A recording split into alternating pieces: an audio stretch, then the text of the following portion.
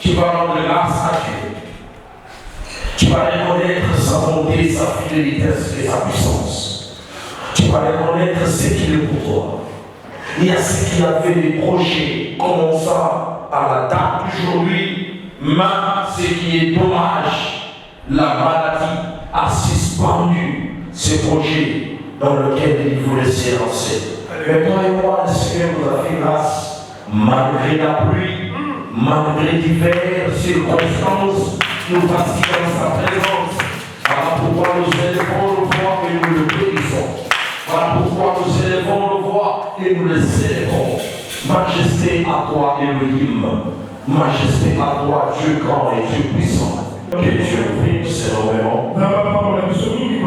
Alléluia. Amen. C'est de grâce. C'est recordé ce matin de notre Créateur. Alléluia. Amen. Ceux qui ont compris l'importance d'être chrétien, ils savent que s'approcher devant Dieu, c'est un signe d'écouter devant de sa grâce. Acclame d'abord pour ça. Une grâce immédiate. Quand on dort au réveil, ce n'est que par sa beauté. Et par sa beauté. Plusieurs ne sont plus en vie. Plusieurs de nos familles, plusieurs de nos quartiers, plusieurs de la même parcelle que nous, ils ne sont pas en vie. Mais toi et moi, le Seigneur ne cesse de faire du bien. Les amis, ce n'est pas à cause de notre beauté. Ce n'est pas à cause de notre vouloir. Mais ce n'est que par sa grâce. Ce n'est que par sa grâce. Et à chaque fois que tu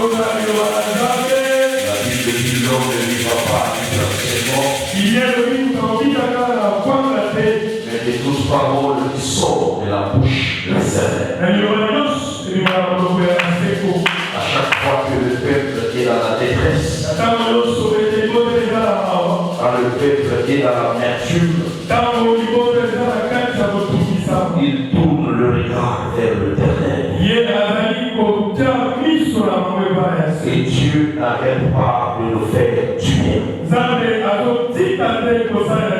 La Bible dit dans leur détresse, ils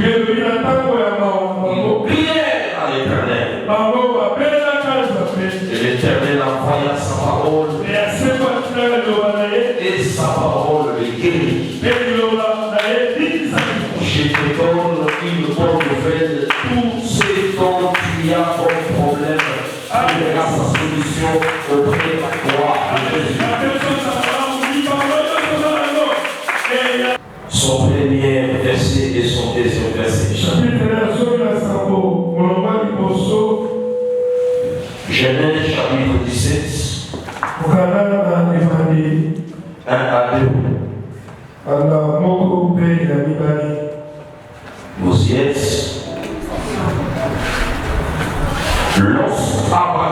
Abraham fit âgé de 99 ans.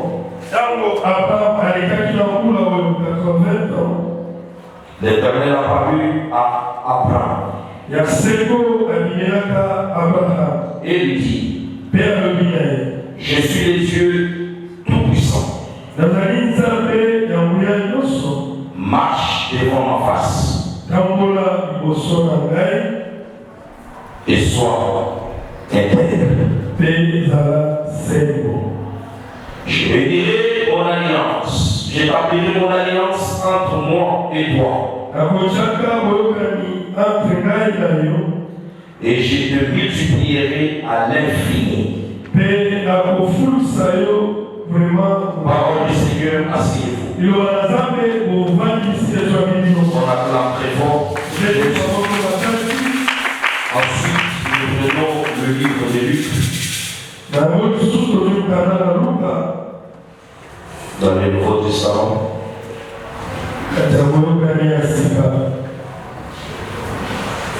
Prenez Luc chapitre 2.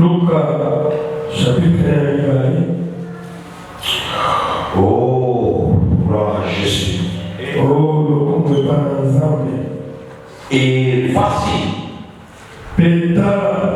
il y avait en Jérusalem un homme appelé Simeon.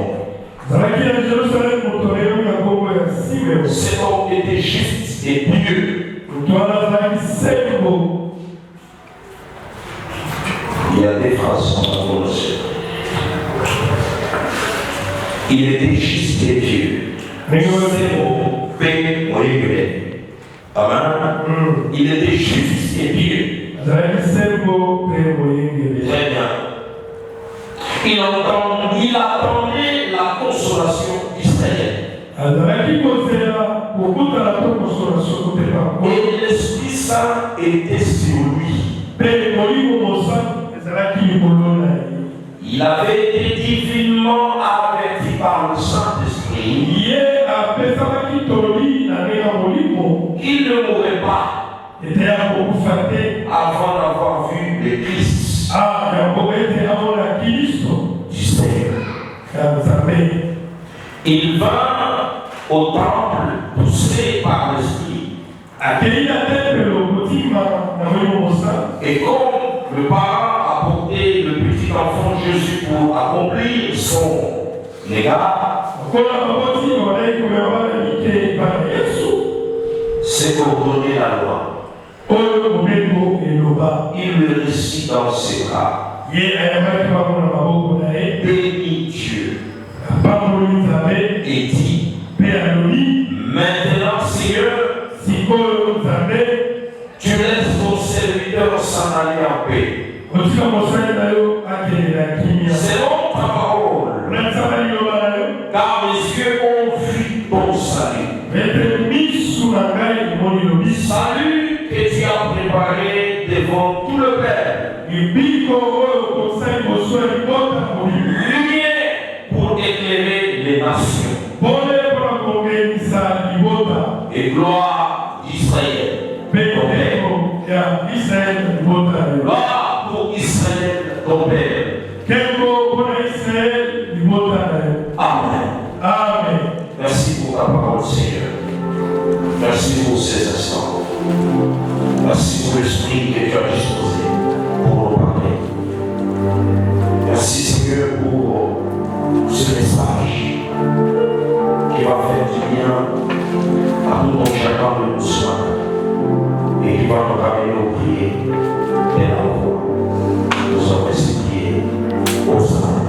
Alléluia. Amen. Il est salué. Le thème que j'ai utilisé mon message ce matin.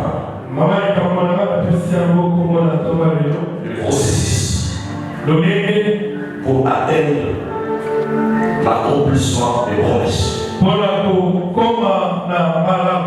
Le processus pour atteindre l'accomplissement de la promesse. Le processus ou les règles pour vivre l'accomplissement de la promesse. Que Dieu bénisse sa parole. Alléluia. Qu'il est dans le ciel. Nous connaissons tous. Et celui qui a fait la promesse, il l'accomplit toujours. La Bible dit celui qui a fait la promesse, il les donne et il s'en donne. Il veille à ses paroles. Il veille à ce qu'il a dit à son père. Il n'est pas un fils de l'homme, dit la Bible, pour se repentir. Chaque parole qui sort de la bouche de l'Éternel fait des dieux esclaves de cette parole. Et il est obligé de l'accomplir. Raison pour laquelle notre service, vous pouvez dire, il ne répond pas de ses noms.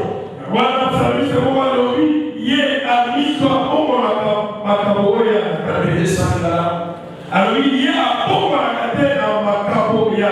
très bien. Il faut toujours mettre l'accent sur le mot pour bien faire comprendre l'auditoire. Il y a ceux qui ne comprennent pas les français. Ceux qui n'entendent pas les lingala, ils doivent bien comprendre les termes en français. Donc, ils vont beaucoup plus veiller sur notre locution. Alléluia. Dieu ne se répand jamais de ses noms. Quand il a déjà donné, il a déjà donné. Quand il a déjà parlé, il a déjà parlé. Rien ne peut l'empêcher à accomplir ce qu'il a dit. Alléluia. Seulement, il y a le principe, le règle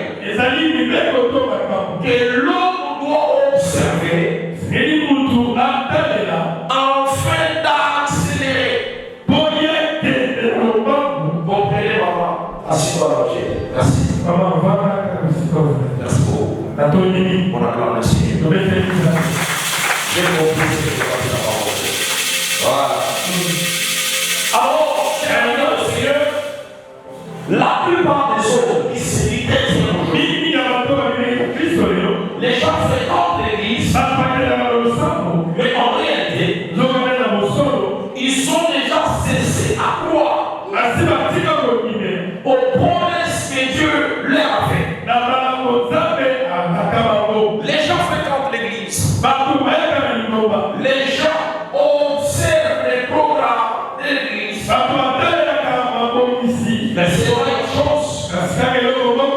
L'amour de Dieu, l'amour de celui qui vient chercher au culte n'est plus allé. Les gens sont restés experts, attachés au culte. Mais ils ne reconnaissent pas le faiseur des cultes. Le faiseur des cultes, c'est Dieu, c'est Elohim. Mais les gens viennent à l'église dans leur cœur. Ils ont déjà cessé à croire en Dieu. Ils ont déjà cessé à croire à l'existence de Dieu. Je vais à l'église parce que maman est partie au ciel. Je vais à l'église parce que mon frère est déjà parti au ciel. Je vais à l'église parce que le dimanche tout le monde y va. Je vais à l'église parce qu'on m'a invité. Je vais à l'église parce que je suis dans l'angoisse. Il y a d'autres qui viennent à l'église parce qu'ils sont déjà assassins. Mais en réalité, la vie de Christ, la vie de Jésus, de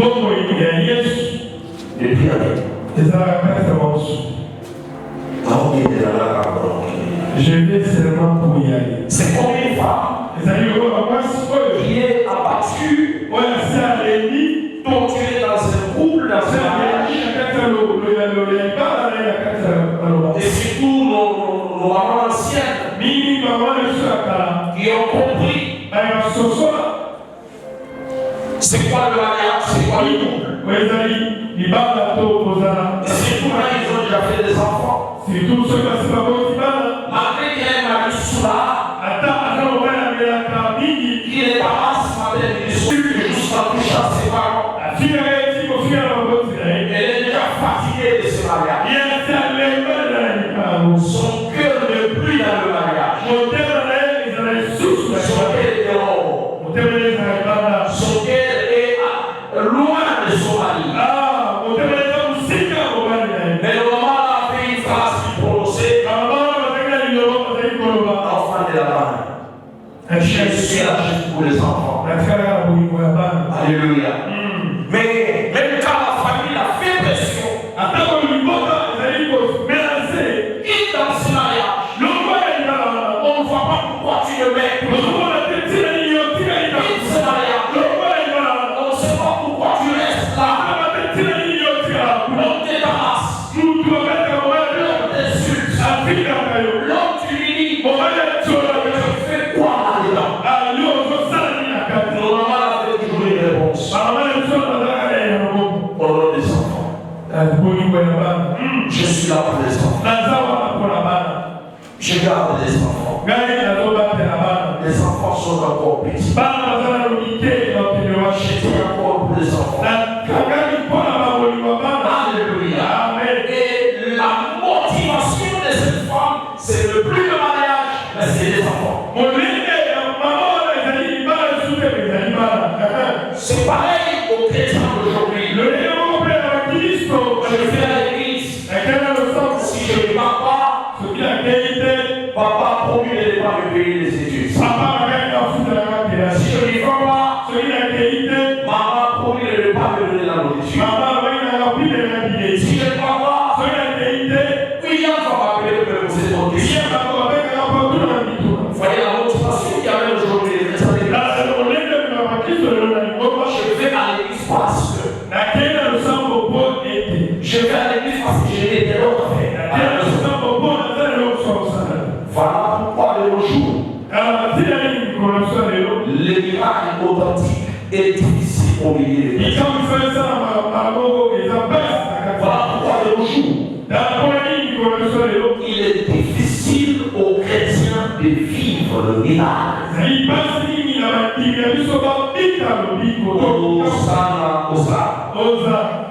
Les miracles authentiques est rare parmi les chrétiens. Parce qu'il n'y a pas ce qui amplifie. On ne trouve pas dans ton cœur ce qui booste à attirer un miracle. On ne trouve pas en toi ce qui veut pousser Dieu à produire les miracles.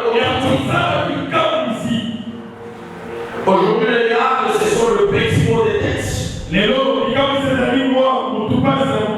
Tu viens, on te pose la main dans ces petits mots de tête là dessus et tu cours et tu dis c'est un miracle.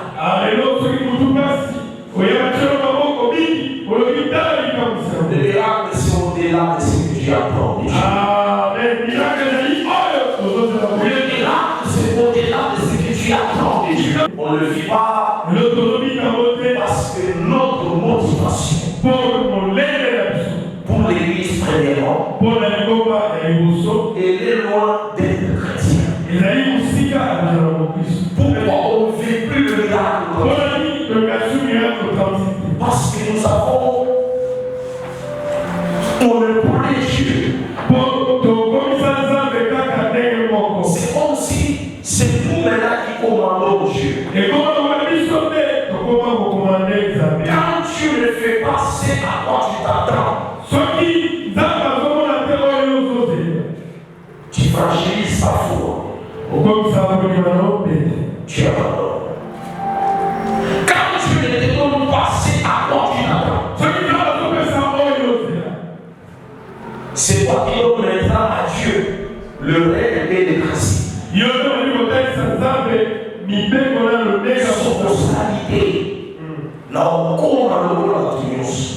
Si tu ne fais pas, je deviendrai comme tout autre. Je dis à chaque fois, qu'est-ce que Dieu paie? Quand toi tu refuses le chemin de l'Église, qu'est-ce que Dieu paie? Quand tu lui donnes les ordres, cette année, si tu ne fais pas, j'abandonne ma foi. Dieu paie. Il est Dieu. Il reste Dieu. Il n'est pas impressionné par tes décisions. Dieu n'est pas impressionné par nos décisions. Dieu n'est pas impressionné par les décisions que nous prenons pour vider sa présence.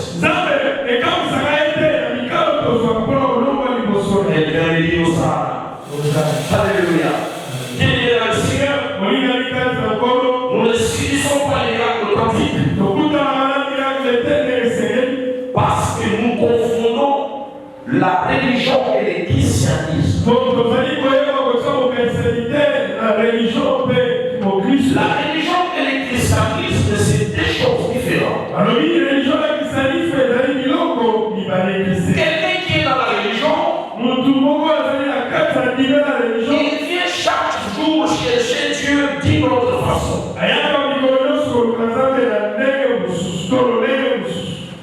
Et religioniste, il n'est pas différent d'un homme, comment je vais dire, quelqu'un qui t'attend de moi. Non, bien interne, voilà, j'ai trouvé ça. Un religioniste, il est comme un voyageur d'esprit. Alléluia. C'est comme un pharaon. Un pharaon, c'est celui qui se promène de merci maman. Il est d'un point à l'autre. Voyez-vous, un religionniste, il ne sait pas ce qu'il fait au juste. Il fait des études scientifiques. Il veut connaître Dieu de sa façon. Il a sa thématique qu'il applique. Il cherche chaque jour. Il cherche chaque jour. C'est quelqu'un qui n'est pas posé. Il est pas stable. Il ne sait pas ce qu'il veut. Voilà pourquoi vous devez faire la différence de ces deux mots. Faites la différence entre la religion et le christianisme. Acclame le Seigneur Jésus. Faites la différence entre ces deux mots. Et le conseil que je vais te donner, c'est être ancré en Christ. Alléluia. Reste ancré en Christ. Ne sois pas quelqu'un qui est derrière la religion. Ne sois pas quelqu'un qui veut tout savoir de Mahomet, qui veut tout savoir de Imam, qui veut tout savoir de Bouddha. Non.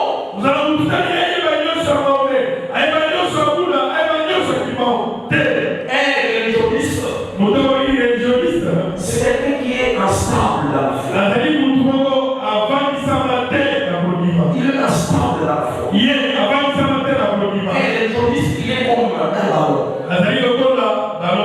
Il va où on l'amène. Il va où les gens l'amènent. Voilà pourquoi aujourd'hui il est difficile de vivre le miracle dans nos vies. Il est difficile de vivre le miracle dans les familles. Vous savez, les familles divisées, les familles séparées, pourquoi? On est trop religieux. Et plusieurs sont attachés à la voie de la prophétie. Tu vois, non? Je vais demander la musique. Qui te bénisse. Plus on veut être délié de prophétie, laisse-moi te dire que tu n'es pas loin d'être quelqu'un qui est dans la religion.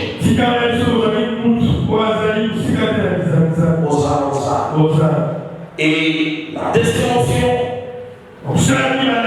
c'est le christianisme. Le christianisme résiste à la stabilité de notre foi. Le christianisme est différent de la religion. Je vous ai dit que la religion, tu cherches, tu es dans la recherche naturelle.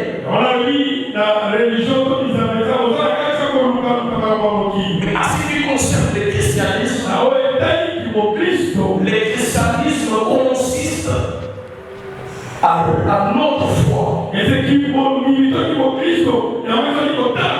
christianisme consiste à l'expérience personnelle avec Jésus. Tu veux vivre une foi personnelle. Et n'oubliez pas, la Bible nous dit très bien, le salut est individuel. Le salut n'a jamais été collectif. La foi de ton père n'a rien à voir avec ta foi. La foi de ta mère n'a rien à voir avec tes enfants. Cherche Dieu personnellement. Et quand le christianisme t'a envahi,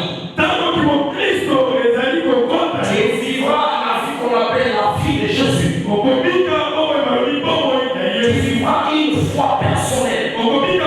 Raison pour laquelle je vous ai intitulé mon terme d'aujourd'hui, les processus et l'accomplissement des promesses. Alléluia. Les processus, l'accomplissement des promesses. Il y a des promesses qui s'accomplissent collectivement.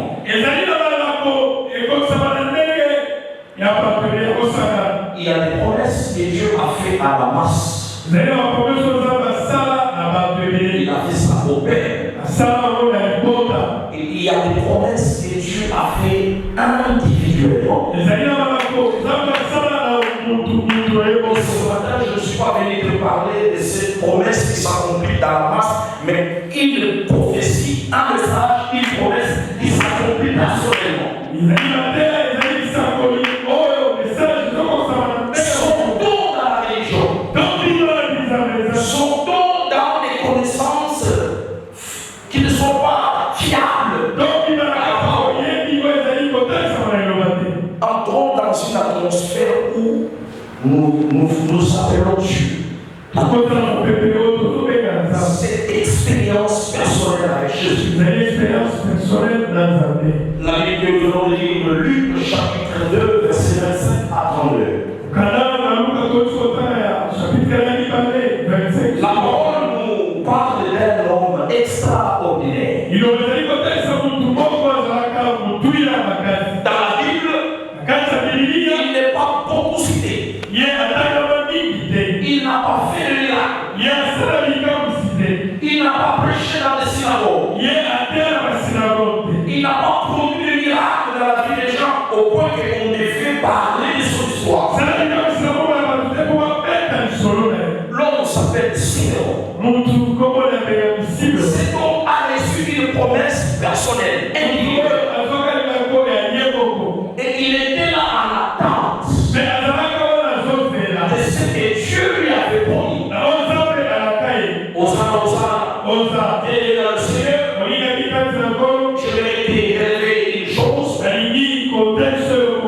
Chaque rencontre avec le Seigneur produit le miracle personnel individuel. Osa. Dieu ne peut pas faire la rencontre avec toi sans te laisser des promesses.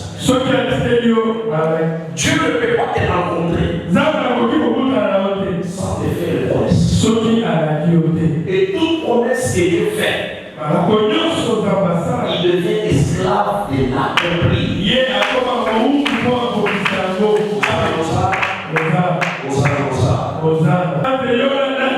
a des farouches qui suffisent déjà quand tu fais les faits de Dani.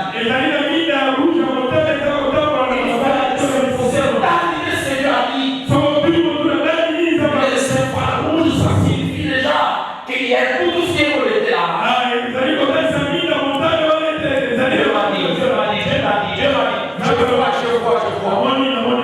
Voilà, c'est les chrétiens aujourd'hui. Quelqu'un se pose la question, je ne vais pas passer à Dieu sur mon fait. Tu parles la part de Dieu. Moi, je ne suis pas un prophète des hommes. Moi, je suis un prophète du ministère. Je t'annonce ce que Dieu attend de toi. L'accomplissement de cette parole. Alléluia. Je vais te prophétiser à 8h. À 18h, je te scandalise avec la même prophétie. Alors, la meilleure des choses, c'est de t'attacher à Dieu. Faire la parole de Dieu plus que tout. Notre frère Josué nous dit, mais jour et nuit. J'aime la phrase qui suit. C'est alors que tu réussiras dans tes projets. Parce que la parole de Dieu, c'est la prophétie par excellence. Elle te fera accomplir les choses que Dieu t'a dit après avoir dit la parole.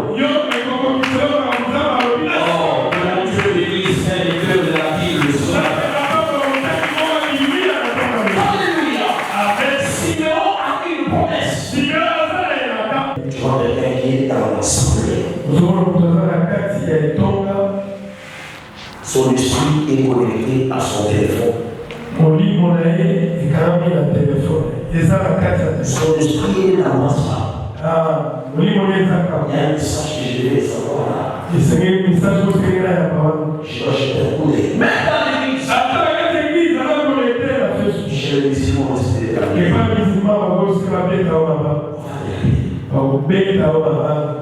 les catholiques et moi, on a connu. Quand tu trouves un protocole, il porte là chez moi, les appelle Kanémou.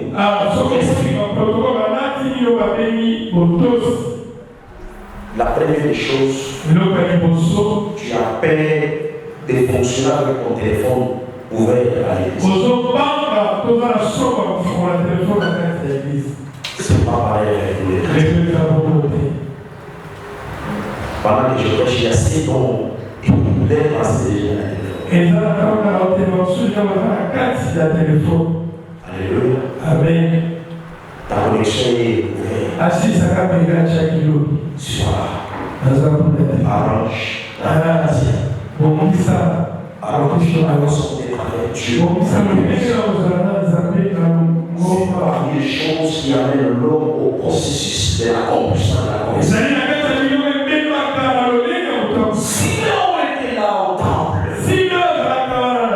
La Bible dit qu'il était à son poste. Il est allé exercer le ministère de répondre aux cultes. Mais à l'église où Dieu est là, c'est tout un service. Être à la présence de Dieu, comme tu es là, c'est un service. C'est ce que le Seigneur est à le faire. L'homme arrive, ma réflexion est ici. Commence Siméon a su. Les garçons qu'on a menés le 8e jour étaient bel et bien Jésus. Alléluia. Voilà les prophéties dans lesquelles je suis en train de prier à Dieu de nous amener à agir. Pas de prophéties on te révèle seulement le numéro de téléphone. Pas de prophéties on te dit seulement la pointure de la chaussure. Que Dieu nous amène à la dimension à comprendre que ça c'est le temps de ma visitation. Je dois la saisir. Je dois me mettre en ordre. Je dois m'y attacher afin de vivre le temps de ma visitation. Les chrétiens aujourd'hui passent à côté le temps de visitation. Parce qu'ils n'ont pas l'esprit de discernement. Ils ne savent pas comprendre que ça c'est mon temps. Et du coup, la Bible dit que lorsqu'on amena l'enfant Jésus, selon la coutume et la loi juive, Jésus a respecté l'ordre protocolaire. Il est sur la terre afin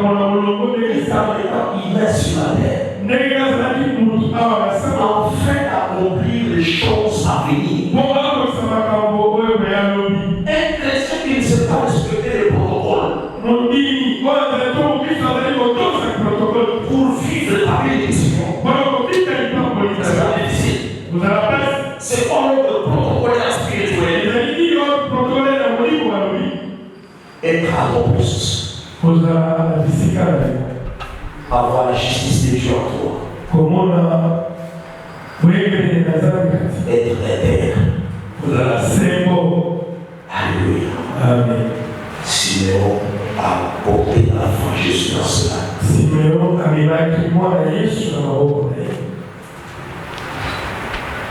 Qui a dit à Siméon que cet enfant-là, c'est celui-là de Jésus que tu attendais? Qui a dit à Siméon, c'est celui-ci, le soleil de la justice? La Bible dit, c'était un homme qui était conduit par le Saint-Esprit. Alléluia. Soyez les hommes d'esprit. Soyez les hommes remplis du Saint-Esprit. L'apôtre Paul dit, ne vous enivrez pas diversement. C'est de la débauche. Les faits familiers à la débauche. Les faits familiers à la perdition. Mais soyez plutôt remplis du Saint-Esprit. Le Saint-Esprit va t'éduquer. Le Saint-Esprit va te redresser. Le Saint-Esprit va te rendre poli. Là où tu es impoli dans la présence des autres, là où l'éducation parentale n'a pas pu te maintenir, le Saint-Esprit est capable de te ramener dans le droit chemin. Est-ce qu'il est le Saint-Esprit? Les chrétiens aujourd'hui, on ne vit pas de l'amitatif. Pourquoi? Nous sommes vides du Saint-Esprit. Et quand tu poses la question, c'est pas le Saint-Esprit. Le rôle du maladie. On dirait que le Saint-Esprit c'est l'effet de combien par c'est l'effet de papier. L'autre c'est l'effet de prophétiser. On est vides du Saint-Esprit. Les églises d'aujourd'hui remplies de philosophie, remplies de français figurés, remplies de l'ordre du jour. Mais on ne connaît pas la place du Saint-Esprit. Les chrétiens d'aujourd'hui sont là qui aspirent au Saint-Esprit. La Bible dit Siméon était un homme conduit par le Saint-Esprit.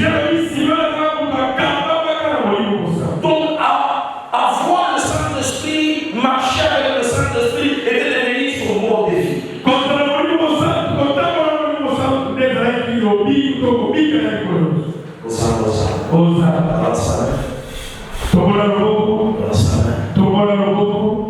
il était conduit par le Saint-Esprit. Voilà le premier point. Il a fait comprendre et révéler à Siméon. J'imagine Siméon avait l'habitude de porter chaque enfant pour venir lui à l'église.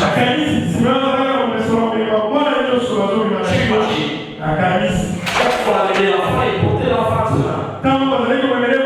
Chaque fois on venait avec l'enfant à l'église, Siméon était prêt à porter l'enfant dans son âme.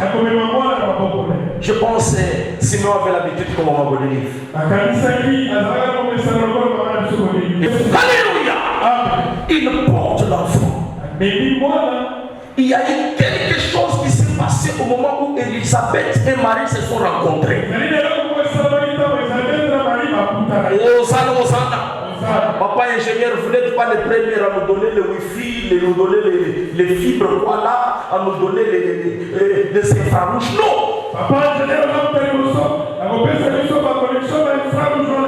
Cette transaction s'est faite depuis la nuit des temps.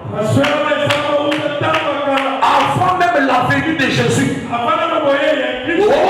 Oh, il y avait déjà le Bluetooth qui existait. Il y avait le Wi-Fi qui existait.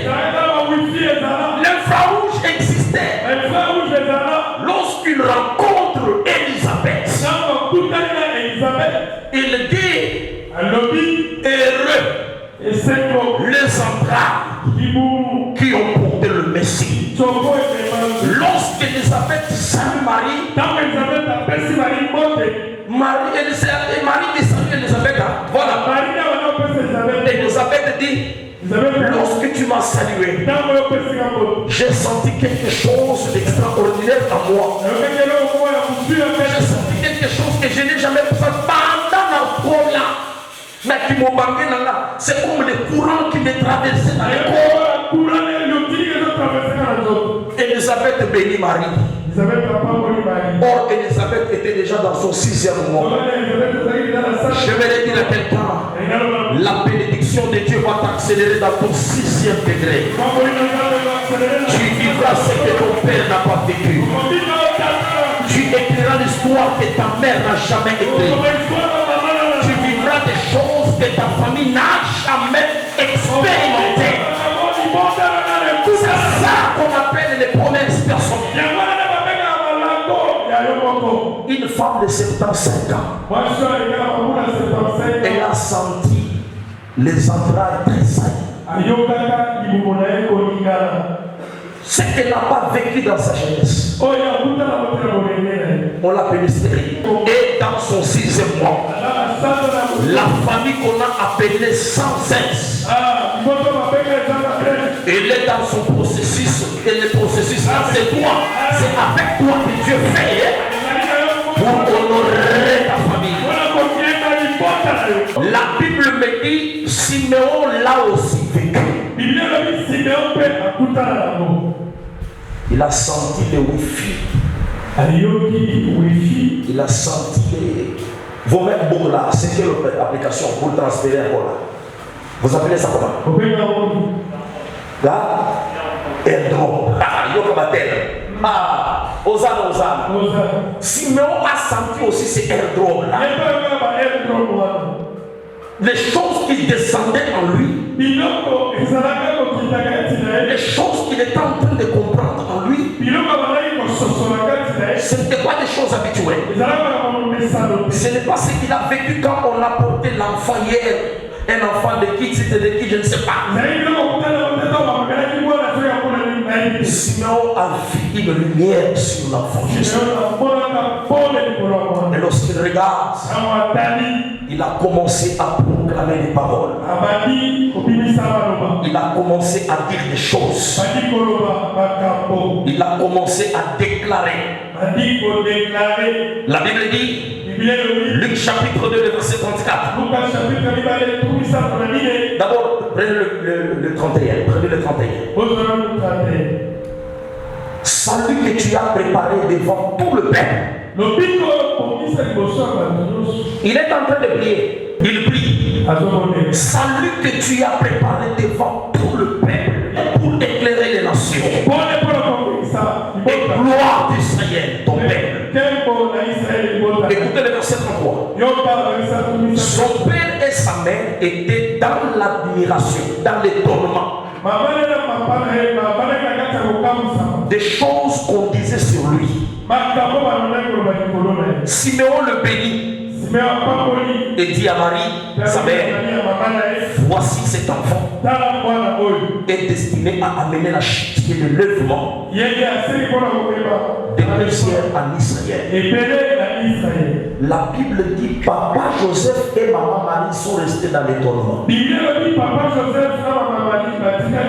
Dieu est Dieu lorsqu'il t'étonne.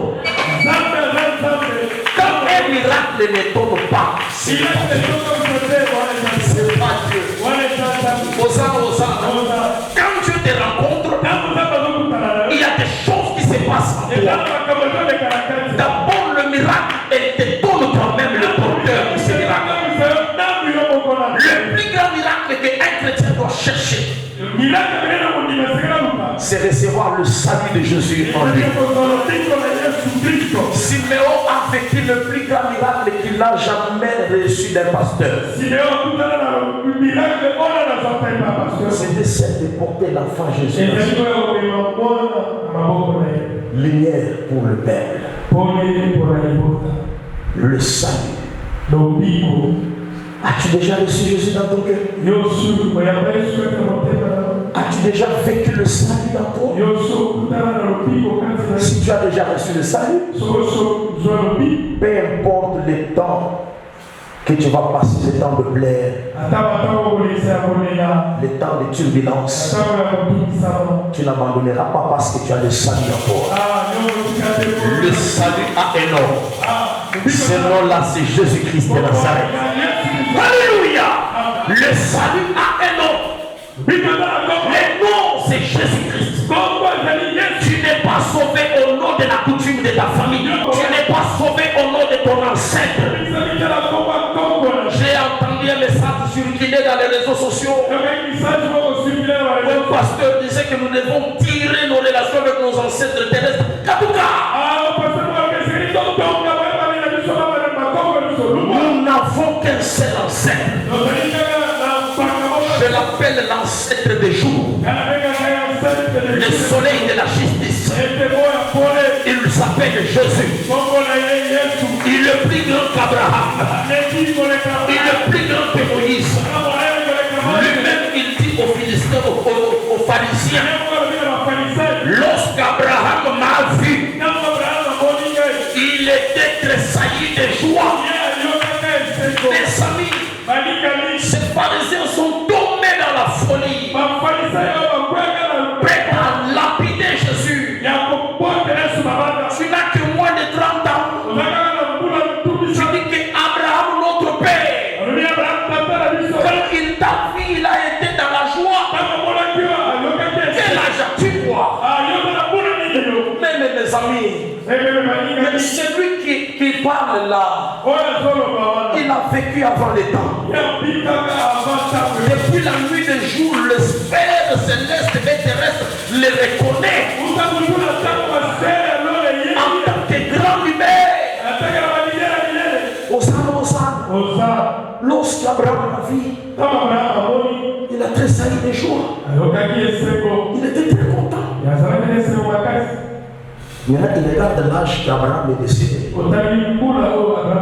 regarde les petits qui disent qu'Abraham, quand il m'a vu. Écoutez-moi, cher ami.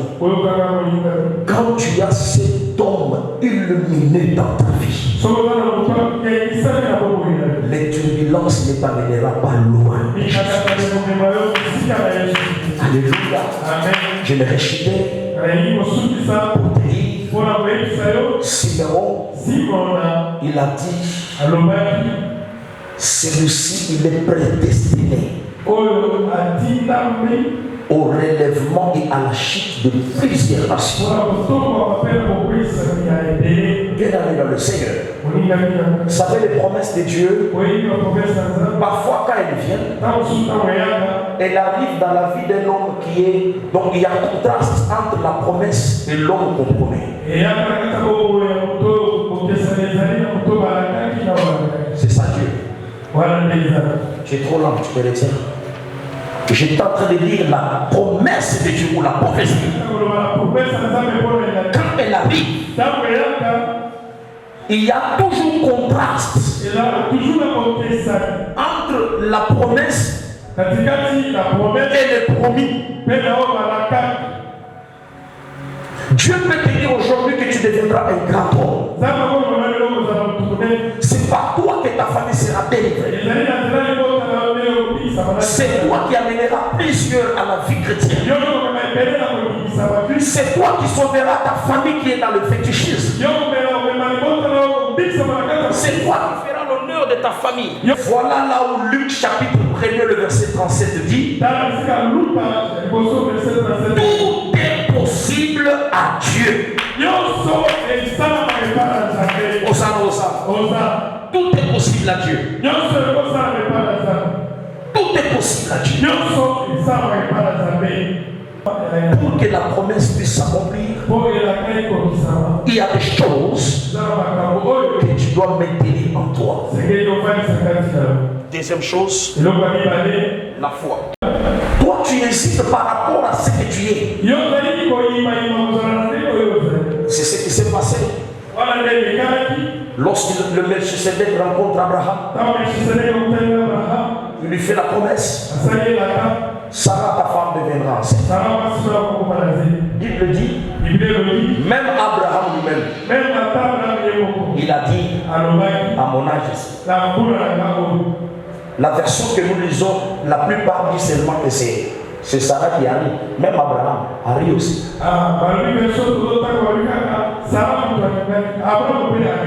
Laissez bien la Bible expliquer.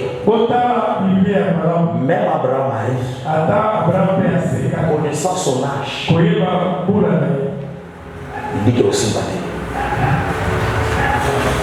les gens n'ont foutu. Ça ne va pas t'aider. Il a. Alors pour finir mon message, allez-y dans Genèse chapitre 17. Verset 6 de l'accomplissement de la promesse. Genèse 17. Nous avons lu le premier verset 2.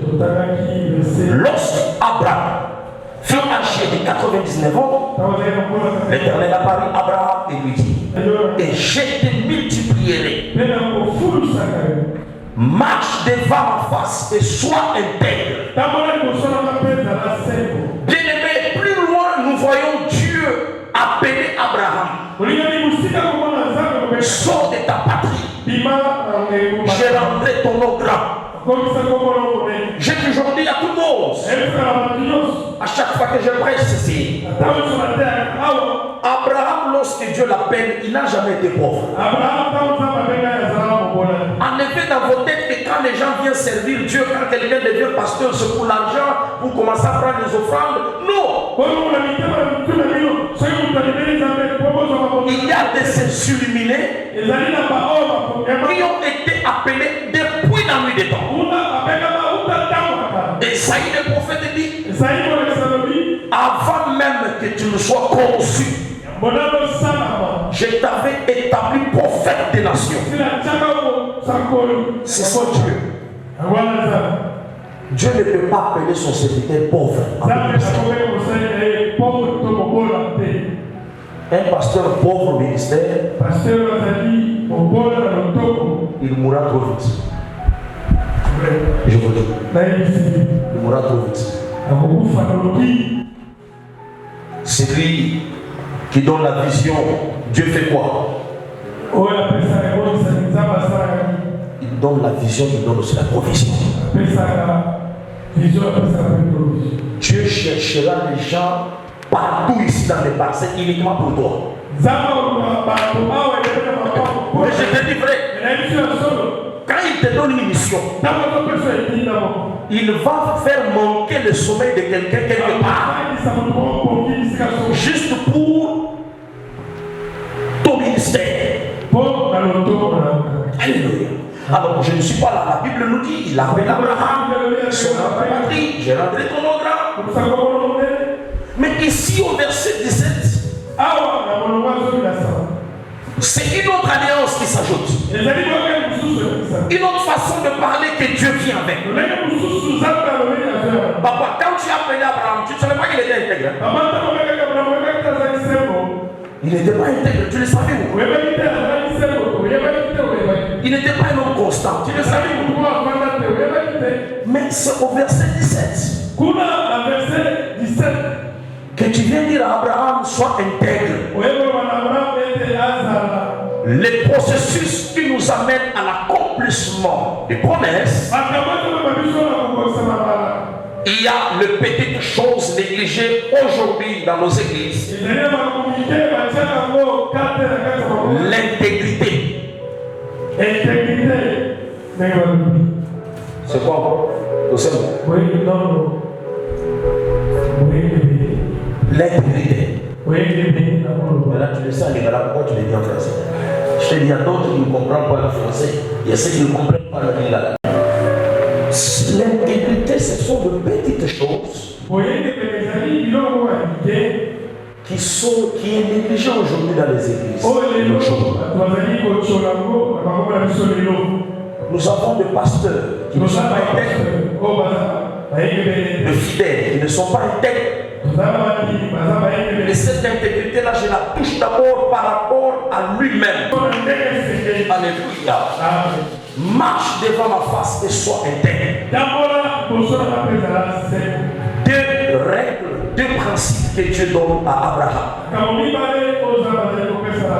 De marcher dans l'intégrité et de rester devant sa face. Développe en toi l'intimité avec Dieu. Développe en toi cette vie sacrée avec le Seigneur. Ce message est venu, cher ami dans le Seigneur, pour amener l'homme que nous sommes à notre relation intime avec Dieu. Les promesses sont là, oui. Les bénédictions sont là, oui. Il y a le règle et le principe pour les obtenir. J'aime le dire chaque fois. Dieu n'est pas Quado. Comme l'a chanté un musicien.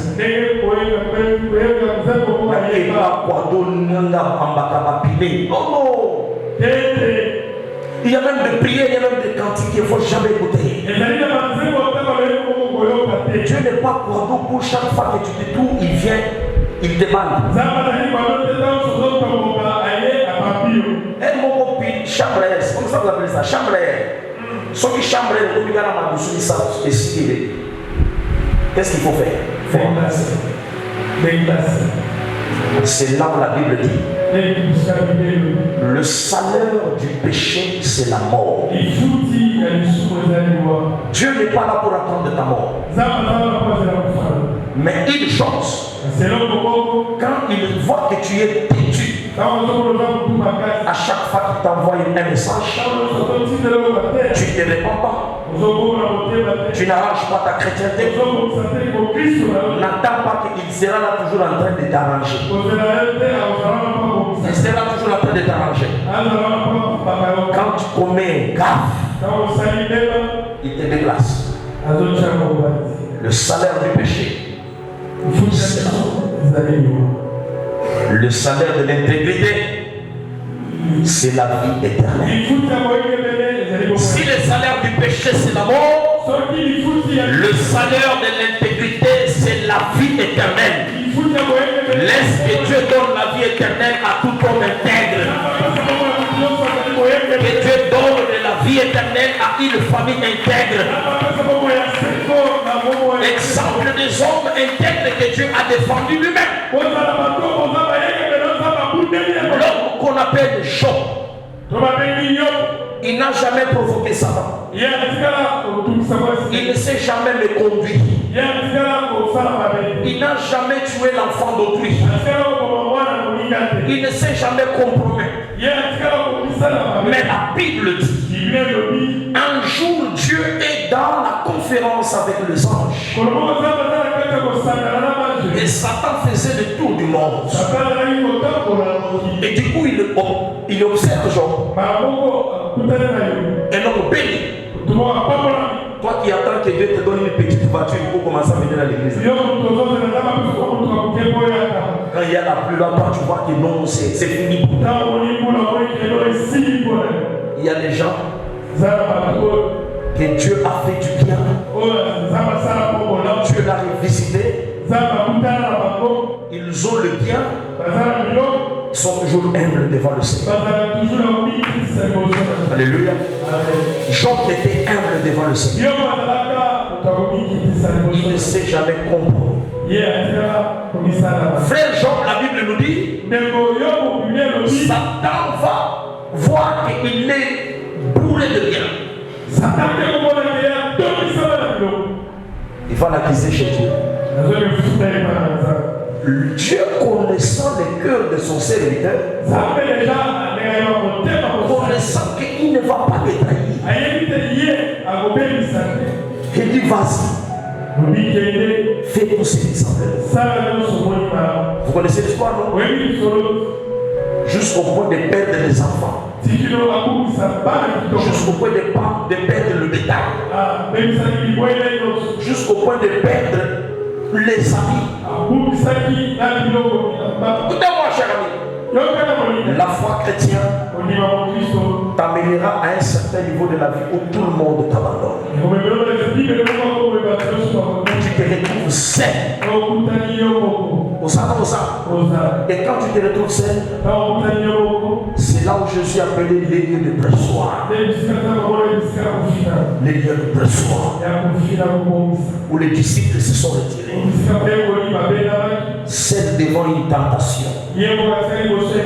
Quelle sera ta réaction? Celle devant une opportunité qui peut te rendre heureuse tout au long de ta vie sur cette terre, mais te perdre le ciel. Celle devant une tentation qui peut te rendre millionnaire ici-bas et te faire rater le paradis. Quelle sera ta réaction? Jésus s'est senti seul. Devant l'option soit crucifié l'humanité ou soit sauver l'humanité. Que ta volonté soit faite. C'est ce que Job a eu à parcourir. Il a tout perdu. Il est resté intègre.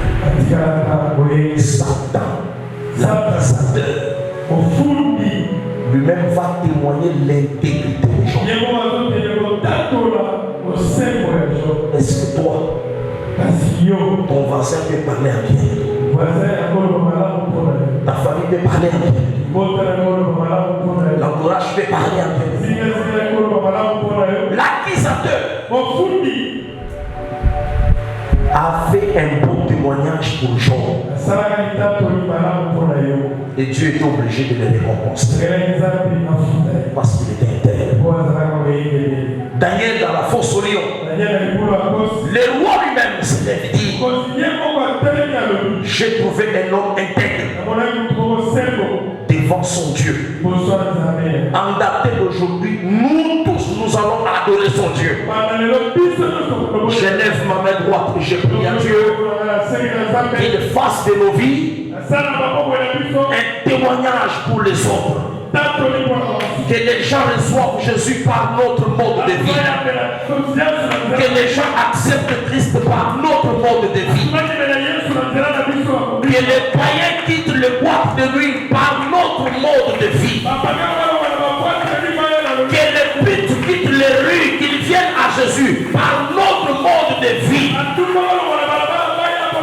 Ton père qui est charlatan, ta attaché à la coutume, qu'il croit à ton Dieu d'alliance et qu'il vient vivre le miracle de Dieu ici, à la terre d'espoir.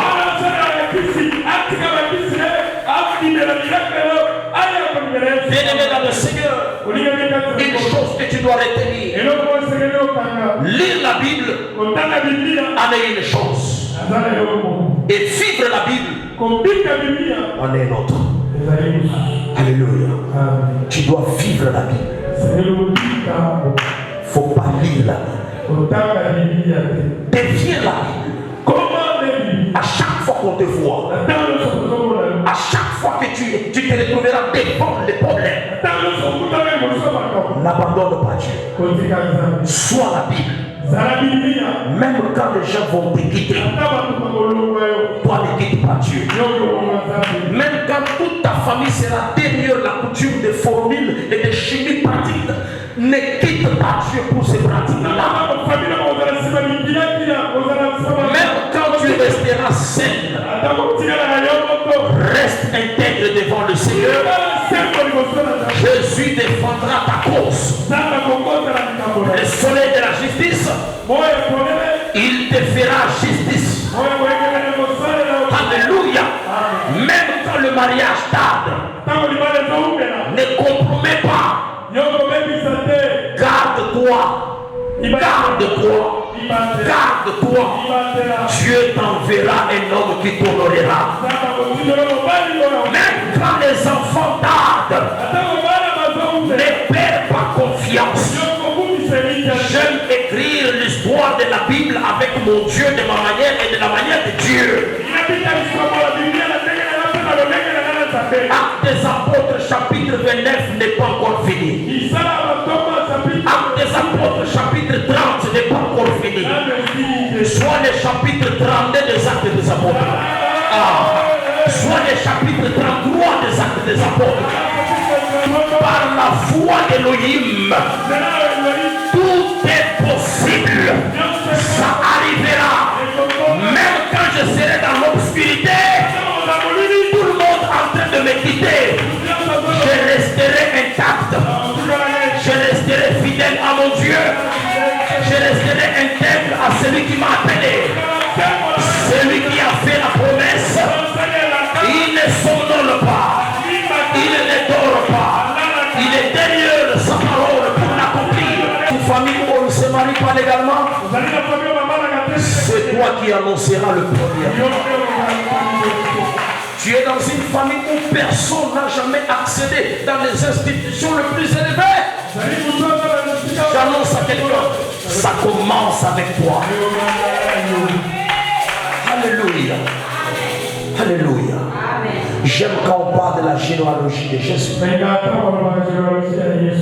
Alléluia. Judas engendra. Tam engendra. Et lorsqu'on arrive sur Judas et Salomon, on dit Judas engendra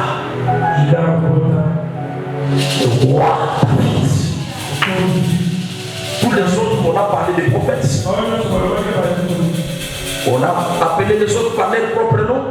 Mais lorsqu'on arrive sur la généalogie de David, on dit le roi David engendra.